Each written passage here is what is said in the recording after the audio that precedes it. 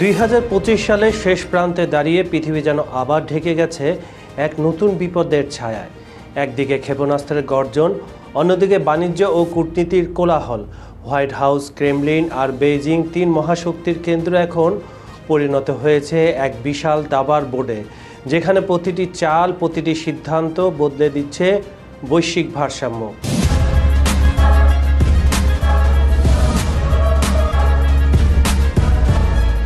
কে কার পাশে, কোন দেশের নীরব সমর্থন আর কার আগ্রাসী কৌশল, সব কিছুই এখন মিশে গেছে এক অদৃশ্য যুদ্ধের আবহে। খবর সংযোগের আজকের বিশ্লেষণমূলক পর্বে আমরা খুঁজে দেখব এই নীরব সংঘাতের ভেতরের গল্প, বোঝার চেষ্টা করব এই নতুন শীতল যুদ্ধের পেছনে আসলে কি চলছে বিশ্বমঞ্চে। চলুন শুনে আসা যাক।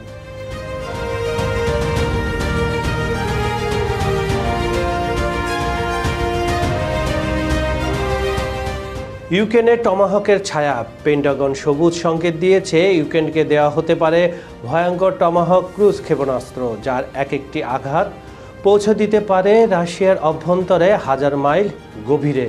তবে সিদ্ধান্ত এখনও ট্রাম্পের হাতে, যিনি একদিকে রাশিয়ার সঙ্গে অপ্রত্যাশিত উষ্ণতা দেখাতে যান, অন্যদিকে কিয়েভকে দিচ্ছেন আংশিক সহায়তার আশ্বাস।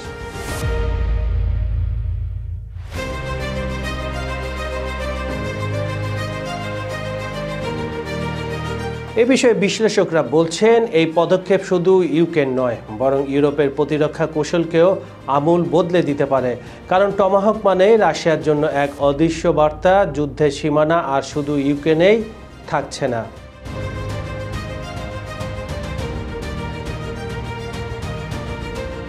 রাশিয়ার জবাব, বুডাপেস্টনিকের উত্থান।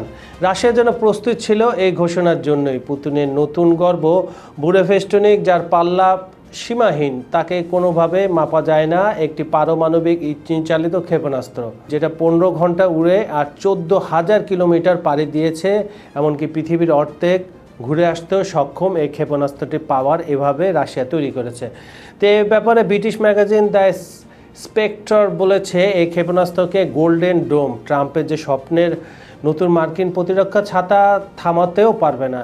সে একটা, আপনাদের নিশ্চয়ই দর্শক মনে আছে, বছরের শুরুতে ট্রাম্প ঘোষণা করেছিল যে একটা গোল্ডেন নিরাপত্তা বলয়, গোল্ডেন ডোম বানাবে, যেটাকে আমরা গোল্ডেন ছাতাও বলে থাকি অনেকে, সেটা প্রতিরক্ষা করবে। কিন্তু আসলে এই ক্ষেপণাস্ত্র সেটাও ভেদ করবে, কারণ এটি এত নিচ দিয়ে উড়ে যে কোনো রাডারই তাকে ধরতে পারে না।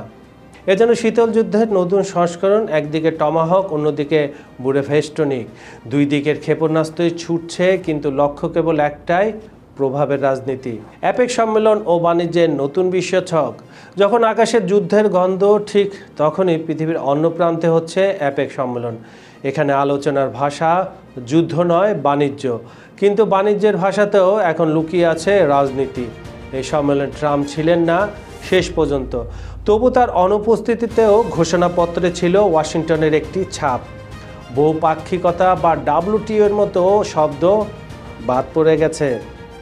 এজন্য ঘোষণা করছে বিশ্ব বাণিজ্যের নিয়ম এখন আর জেনেভায় লেখা হয় না, লেখা হয় ওয়াশিংটনে। অন্যদিকে চীনের প্রেসিডেন্ট শি জিনপিং সুযোগ নিচ্ছেন এই শূন্যতার। তার প্রস্তাব ওয়ার্ল্ড AI কপারেশন অর্গানাইজেশন, একটি নতুন ধারণা, যেন তিনি বলতে যাচ্ছেন বাণিজ্য নয়, প্রযুক্তি হবে আগামী শতাব্দীর নিয়ন্ত্রণের চাবিকাঠি।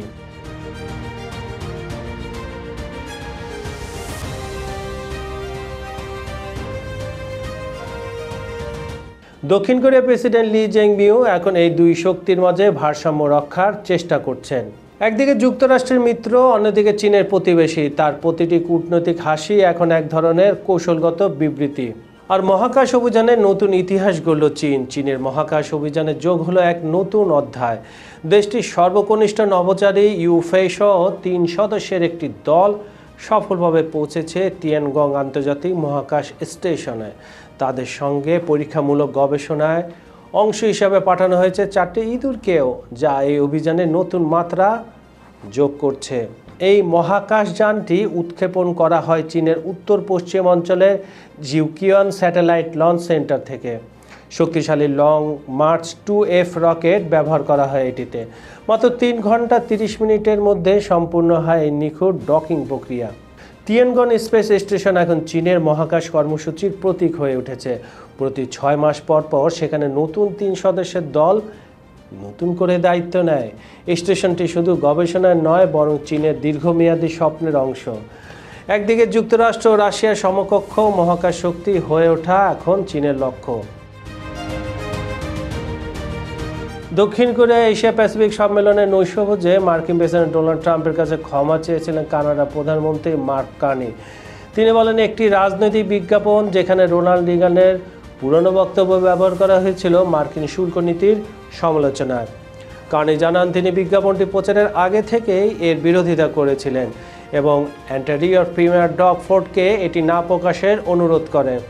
কিন্তু ততক্ষণে ক্ষোভ ছড়িয়ে পড়ে ওয়াশিংটনে। ট্রাম্প ঘোষণা দেন কানাডা থেকে আসা পণ্যে 10% অতিরিক্ত শুল্ক এবং বাণিজ্য আলোচনা স্থগিত। তার ভাষায়, রিগান সত্যি বলেছিলেন, কিন্তু ওরা সেটাকে ভুয়া বানিয়েছে। বাণিজ্যের মঞ্চে এখনও রাজনীতি আর ব্যক্তিগত প্রতিশোধের ছায়া গাঢ়। একদিকে কার্নি জানান, চীনের প্রেসিডেন্ট শি জিনপিংয়ের সঙ্গে তার সাম্প্রতিক বৈঠক দুই দেশের সম্পর্ককে এক নতুন মোড় এনেছে। 2017 সালের পর এটি প্রথম পূর্ণাঙ্গ আলোচনা। নতুন করে ভয়ের প্রতিধ্বনি। একদিকে ইউক্রেনের যুদ্ধের ধোঁয়া এখনও মাটির গন্ধে মিশে আছে, অন্যদিকে সমুদ্র পাড়ে ভেসে বেড়াচ্ছে টমাহকের ছায়া। একপাশে রাশিয়ার বুডাপেস্টনিক, যার গতি অনন্ত, অন্য পাশে আমেরিকার বাণিজ্য প্রাচীর, যা প্রতিটি পণ্যের পেছনে লুকিয়ে রাখে কূটনীতির কৌশল। চীন, রাশিয়া, যুক্তরাষ্ট্র, ইউরোপ, প্রতিটি শক্তি কেন্দ্র আজ যেন দাবার বোর্ডে স্থির হয়ে থাকে এক একটি গুটি। যে কোনো মুহূর্তে নড়লেই বদলে যেতে পারে বিশ্বের মানচিত্র, বদলে যেতে পারে অর্থনৈতিক দিক নির্দেশ, প্রযুক্তির ভাগ্য, এমনকি মানবতার সংজ্ঞাও। মাঝখানে দাঁড়িয়ে আছে এক অস্থির ও বিভ্রান্ত বিশ্ব, যেখানে প্রতিটি নেতা, প্রতিটি সিদ্ধান্ত, এমনকি একটি মাত্র রাজনৈতিক বিজ্ঞাপনও পৃথিবীর ভবিষ্যৎকে নতুন করে লিখে দিতে পারে। 2025 সালের এই প্রেক্ষাপটে প্রশ্ন এখন একটাই, এটি কি সত্যি এক নতুন ভয়াবহ ভবিষ্যতের সূচনা, নাকি পুরনো সাম্রাজ্যগুলোর পুনর্জাগরণের শেষ প্রস্তুতি? সময় সেটা বলে দিবে। সুপ্রিয় দর্শক, খবর সংযোগের বিশ্লেষণমূলক অনুষ্ঠানটি আপনাদের কেমন লাগছে আমাদের লিখে জানান। আমাদের ভিডিওগুলো লাইক, কমেন্ট ও শেয়ার করেন। আমাদের চ্যানেলটি সাবস্ক্রাইব করে রাখুন। আমি কাজল হায়দার আজ এখানে বিদায় নিচ্ছি। কথা দিচ্ছি আবার একই সময়ে একই চ্যানেলে আবার দেখা হবে নতুন কোনো টপিক নিয়ে। সবাই ভালো থাকবেন, সুস্থ থাকবেন। ধন্যবাদ সবাইকে।